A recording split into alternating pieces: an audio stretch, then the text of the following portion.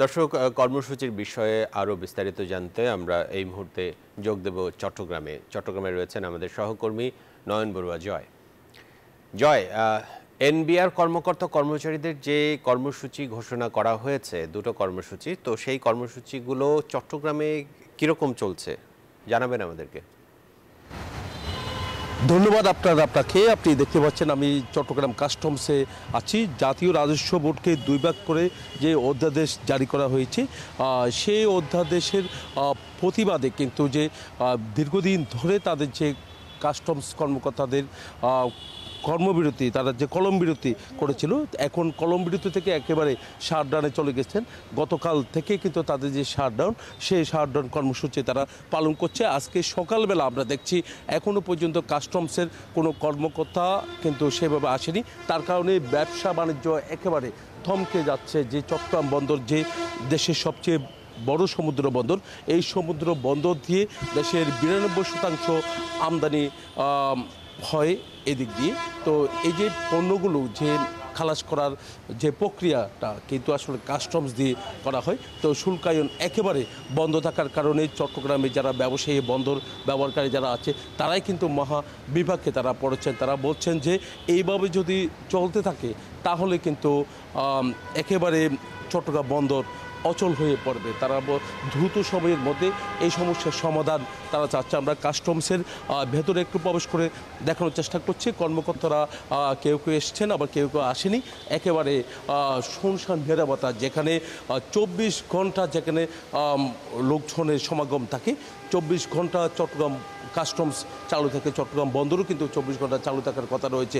একেবারে কাজকর্ম বন্ধ আমরা দেখতে পাচ্ছি। যেখানে তারা সরকারি কর্মকর্তা, তারা চাকরি করেন, সেখানের মধ্যে যে তাদের যে একেবারে বৃদ্ধাঙ্গুলি দেখানোর এরকম দৃশ্যটা কিন্তু আমরা দেখতে পাচ্ছি। সরকারকে তারা বৃদ্ধাঙ্গুলি দেখাচ্ছে। শাটডাউন করে তারা কিন্তু তাদের যে দাবি, সেই দাবিটা কিন্তু দাবিটা পূরণ করার জন্য তারা চেষ্টা করছেন। আমরা কোনো কর্মকর্তাকে এখানে দেখতে পাচ্ছি না। কাস্টমসের কোনো জায়গায় কেউ কেউ এসেছেন, তবে কোনো কাজকর্ম নেই। চট্টগ্রাম বন্দর ব্যবহারকারী যারা আছেন, বন্দরের যারা ব্যবসায়ীরা আছেন, তারা যেমনটা জানিয়েছেন যে দ্রুত সময়ের মধ্যে যদি এটি করা না হয়, তাহলে তাদের যে জাহাজ, বিদেশ থেকে যে পণ্যগুলো আমদানি করা হয়েছে, সেই পণ্যগুলোর জাহাজ থেকে খালাস করতে না পারলে জাহাজের যে ড্যামারেজ, তাদের পণ্যের যে ড্যামারেজ, সেই পণ্যের ড্যামারেজ কিন্তু পড়বে ভোক্তাদের উপরে।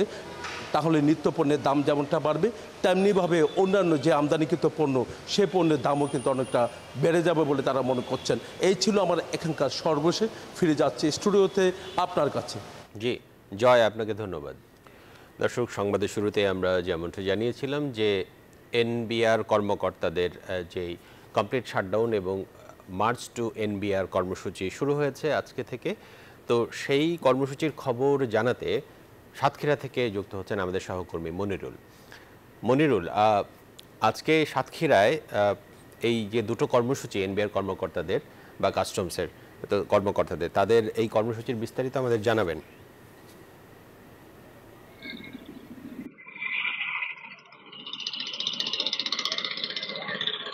হ্যাঁ, আপনি যেমনটি বলছিলেন, আসলে সাতক্ষীরায়ও কিন্তু জাতীয় রাজপথ এনবিআর সংস্থার সংস্কার ঐক্য পরিষদের ডাকা যে কমপ্লিট শাটডাউন, সেটি চলার কারণে কিন্তু সকাল থেকে ভোমরা স্থল বন্দরের আমদানি রপ্তানি কার্যক্রম বন্ধ হয়ে গেছে। ইতিমধ্যে আপনারা দেখতে পাচ্ছেন যে ভোমরা স্থল বন্দরের পণ্যবাহী যে ট্রাকগুলো বাংলাদেশ থেকে ভারতের ওপারে ঘোচাডাঙ্গা দিয়ে যে পণ্যগুলো ভারতে রপ্তানি হবে, সেই ট্রাকগুলো কিন্তু আটকা পড়ে যাচ্ছে। ইতিমধ্যে আমরা দেখতে পাচ্ছি যে শত শত পণ্যবাহী ট্রাক কিন্তু আটকা পড়ে যাচ্ছে এবং সকাল থেকে আমদানি রপ্তানি কার্যক্রম পুরোপুরি স্থবির হয়ে পড়েছে। আমি যদি একটু দেখাই যে কাস্টম হাউসের যে গেটগুলো, সেখানেও কিন্তু গেটটি বন্ধ রয়েছে। আমরা এখানে কথা বলেছিলাম কাস্টম হাউসের কর্মকর্তার সাথে, তিনি জানিয়েছেন গতকাল শনিবার শনিবার থেকে কমপ্লিট শাটডাউনের কারণে কিন্তু প্রতিদিনই 20 থেকে 30 কোটি টাকার মতন রাজস্ব থেকে বঞ্চিত হচ্ছে সরকার। আপনারা দেখতে পাচ্ছেন এখানে যে শ্রমিকরাও কিন্তু অনেকটা অলস সময় কাটাচ্ছেন এবং দেখতে পাচ্ছেন যে সারি সারি পণ্যবাহী যে ট্রাকগুলো, সেই ট্রাকগুলো কিন্তু আটকা পড়ে আছে। ইতিমধ্যে আমরা কথা বলেছিলাম সাতক্ষীরা C&F অ্যাসোসিয়েশনের কর্মকর্তাদের সাথে। তারা আমাদেরকে জানিয়েছেন যে পণ্য খালাসের জন্য যে অনলাইনে বিল অফ এন্ট্রি করা হয় সেটি বন্ধ থাকার কারণে কিন্তু আমদানি রপ্তানি কার্যক্রম করতে পারছে না।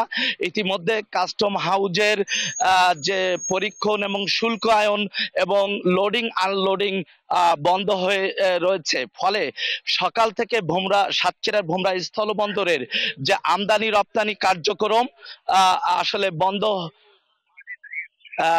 আমদানি রপ্তানি কার্যক্রম বন্ধ হয়ে গেছে। এই ছিল সাতক্ষীরার সর্বশেষ ভোমরা স্থলবন্দরের খবর।